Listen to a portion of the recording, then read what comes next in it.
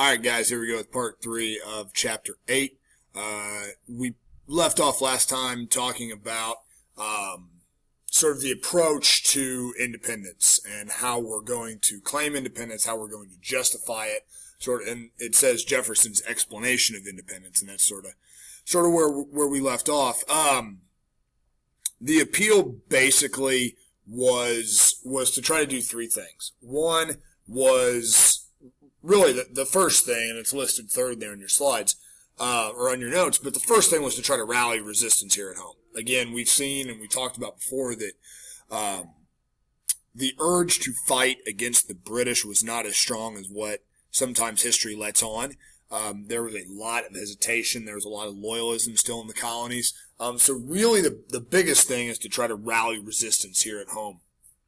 The other thing, and this is probably as important really as that idea of trying to drum up resistance here, was to try to get assistance from other foreign nations. We knew that in order to win this war against the British, we're going to have some involvement from some foreign power. Now it turns out to be the French. That's really been the target all along, has been to try to get the French to join in the war. Largely due to seeds from the French and Indian War.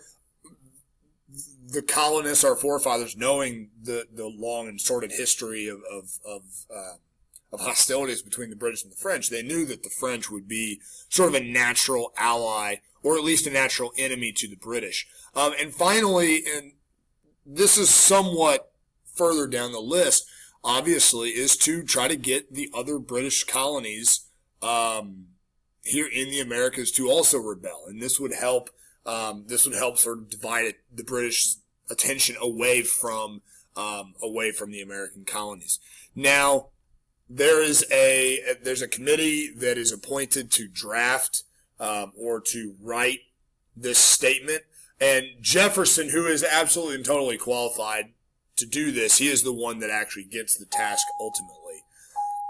Now, the Declaration of Independence is the result of this committee, and again, really the result of Jefferson's work. It's formally approved by Congress on July 4th of 1776, hence Independence Day. And he does some really interesting things in it.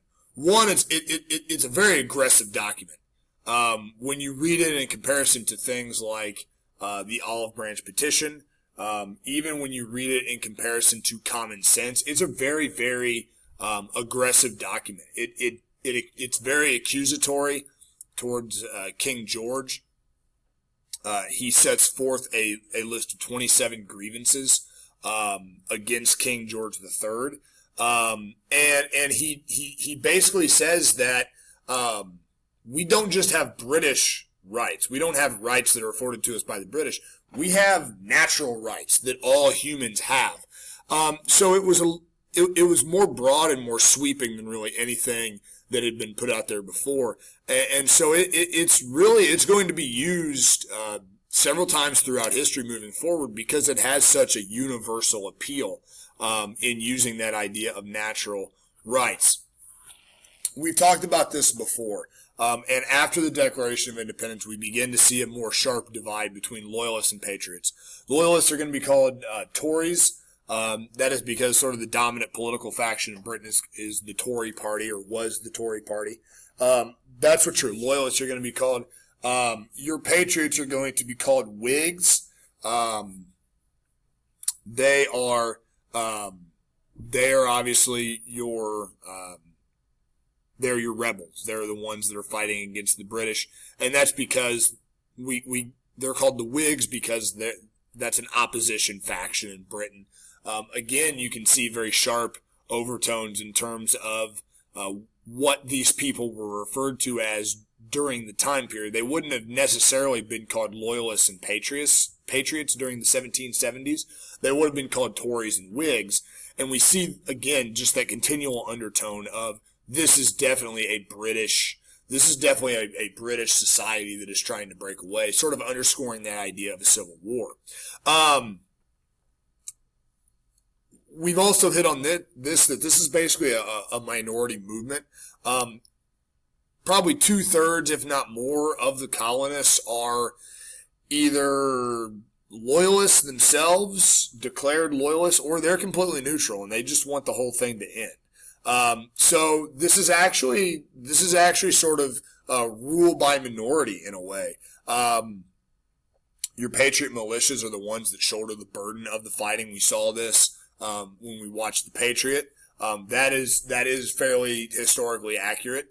And a lot of times there's coercion that goes on. There are people that are forced to fight. And it's this minority group of patriots that are sort of the ones that drive the revolution. And again, it's one of those things that we look back on history, and it's kind of an anomaly because it is such a minority driven conflict. Loyalists themselves, 16% is probably on the low end of the, if you're going to break it down by percentage, it's probably the low end of the colonists here in America. Families oftentimes are going to be split. There will be, singular entities within families, maybe a mother or a father or a son or a daughter, who, would be a loyalist, whereas the rest would be patriots. Your more educated tended to be loyalists. That's not an absolute, obviously. Jefferson, Washington, Patrick Henry. I mean, all of your founding fathers were very well educated people. But that doesn't mean that all of the more educated people were patriots. In fact, most of them were loyalists. This seems to make sense, and I would hope that this would make sense to you, that most of your loyalists are going to be your older generation. So again, going back to that family dynamic, a lot of times you would have a mother and a father who would be loyalists, and the children or some of the children would be patriots. Obviously, people that work for the king or who are benefactors of the king, they are going to be loyalists. And also, your clergy, your heads of churches, they are going to tend to be loyalists as well. Virginia is the one place in amongst the colonies that is the exception to that. In Virginia, the clergy in most of your congregations tend to be patriots. So that is one notable exception. You'll find most of your loyalists are going to be in New York City and Charleston. Charleston is going to be sort of a hub of loyalist activity. So that's a little bit different maybe than the movie. They were less numerous in New England than they were in the middle and the southern colonies. Most of your rebels are going to be in areas that are heavy on the Presbyterianism and also Congregationalism. So those sects of the Christian religion that have decided we don't need the Anglican Church, we don't need the English Church to tell us how to do things. Most of your loyalists, then, if you're thinking about it geographically, most of your loyalists are going to be in the middle and the southern colonies, and most of your patriots are going to tend to be in the New England colonies, although, once again, that is not an absolute. So, with the Declaration of Independence, there is a sort of a mass exodus of loyalists out of the colonies. Now, it says down there at the bottom, it's not a wholesale reign of terror. In other words, it's not like people just start persecuting loyalists just because they're loyalists. It's not all around the colonies, obviously. But loyalists do begin to see some harsher treatment after the Declaration. A lot of them are going to be regarded as traitors. A lot of them are going to be, tarred and feathered, which is an actual historical thing. They would be ridden out of town on rails. That's the practice of putting somebody up on a fence rail, tying them up onto a fence rail, and taking them out of town. So there is a sort of an exodus there is an exodus of loyalists after the declaration because they kind of see that things are going to get a little hairy. About 80,000 loyalists are going to be either driven out or they're going to flee, which again is maybe not a terrible idea.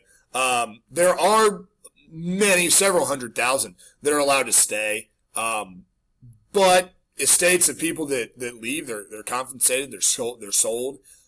About 50,000 loyalists are actually going to fight for the British. They're going to serve as spies. They're going to try to stir up trouble with the Native Americans.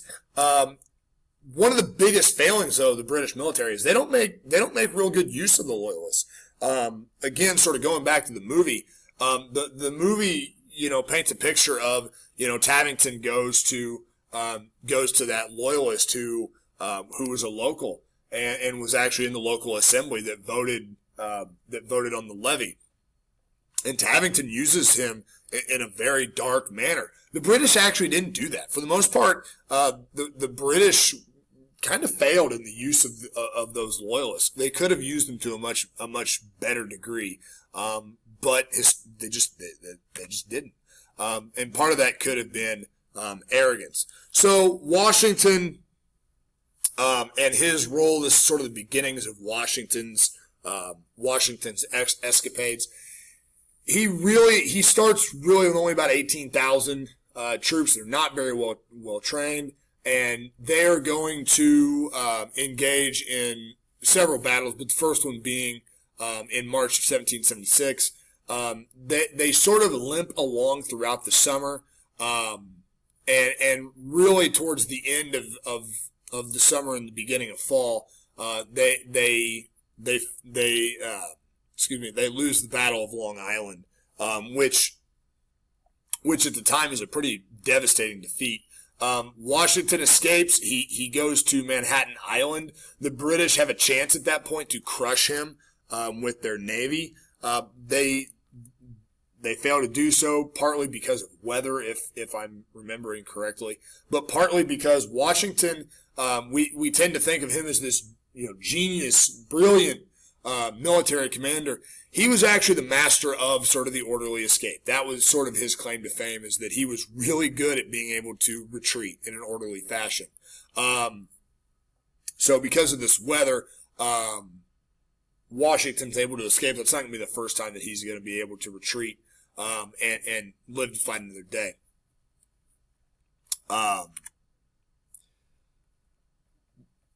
And we just talked about that. William Howe has a chance to follow up, and he doesn't. Now, we don't tend to think about this because we tend to think of warfare as warfare. You fight all the time. But during this time period, you would have had a campaign season, and then you would have had the winter season. So you get to a point where, generally speaking, you're not going to fight. It's part of the reason why, if you'll remember back when we talked about Benedict Arnold, and his trying to attack in Canada during a blizzard, that was such an unexpected attack, was because, the British troops were quartered. They were kind of put up for the season. So Washington actually launches a surprise attack the day after Christmas at Trenton, New Jersey. He crosses the Delaware River. We're actually going to look at that painting in class today. He surprises and he captures about 1,000 Hessians. The Hessians, it's one of those historical myths that the Hessians were drunk and that Washington knew this, and that's actually not true at all. The Hessians were not.